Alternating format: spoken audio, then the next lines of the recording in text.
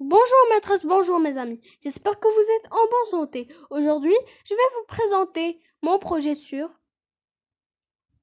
le cycle de l'eau, présenté par Wissal Etouash, encadré par maîtresse Fatima Fethi.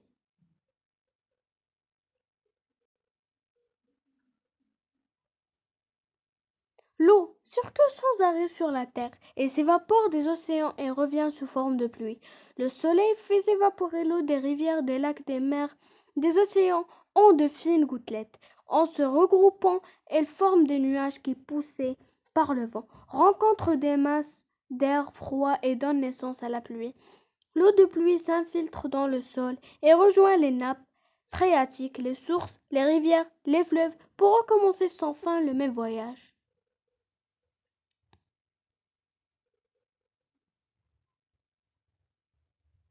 Pourquoi le soleil est indispensable au cycle de l'eau? Le soleil est à l'origine des mouvements de l'eau. À la surface de notre planète, l'eau va suivre un périple de haut vol. Le tout sous la houlette du soleil. L'astre influe directement sur l'état de l'eau. Cet élément chimique prend trois formes différentes au cours du cycle, liquide, gazeuse. Pourquoi de l'eau est important dans la vie? Le cycle de l'eau, mu par l'énergie solaire, joue un rôle fondamental sur la redistribution de celle-ci à la surface de la Terre. Cette énergie va permettre l'évaporation de l'eau. La vapeur d'eau, en se condensant dans les nuages, restitue une partie de cette énergie, laquelle sert au réchauffement de l'atmosphère. Les étapes du cycle d'eau. Premièrement, l'évaporation et la transpiration des végétaux. Les rayons du soleil réchauffent l'eau des rivières, des fleuves, des lacs, des mers et des océans et la fait passer de l'état liquide à l'état de vapeur d'eau gazeux. C'est l'évaporation. Les plantes et les autres espèces végétales puisent puisent l'eau dans le sol et la rejettent sous la forme de vapeur d'eau. Environ 10% des précipitations tombant sur la terre proviennent de la transpiration des végétaux. Le reste est en conséquence dû à l'évaporation. La transpiration des plantes et l'évaporation due à l'humidité dans le sol libèrent de la vapeur d'eau qui s'élève dans l'atmosphère sous la forme de nuages. Deuxièmement, la condensation.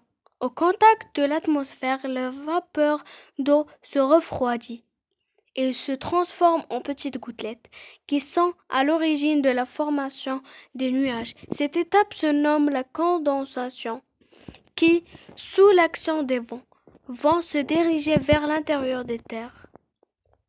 Troisièmement, les précipitations. Transportées par la circulation atmosphérique, les nuages se déplacent et l'effet de la gravité aide l'eau retombe sur le sol sous forme de pluie, de neige ou de grêle, état liquide ou solide, qu'on appelle généralement précipitation.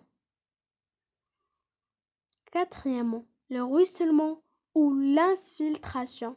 L'eau qui n'est pas absorbée par le sol ruisselle le long des pentes jusqu'à se déverser dans les rivières, les fleuves et les lacs. Elle sera ensuite transportée jusqu'aux mers et océans. Ce sont les cours d'eau de drainage.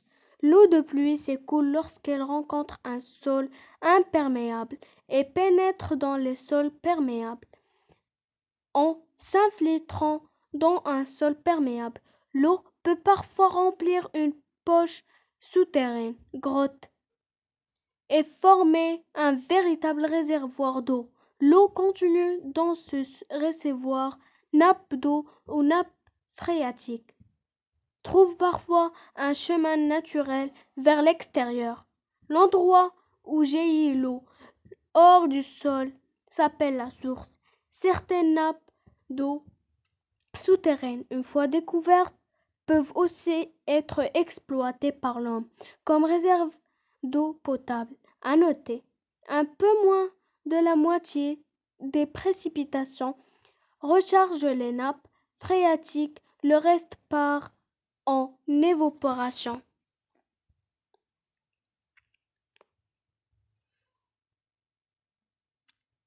Cette image nous montre la précipitation et la condensation, l'évaporation et la précipitation et le ruissellement, les étapes de cycle de l'eau.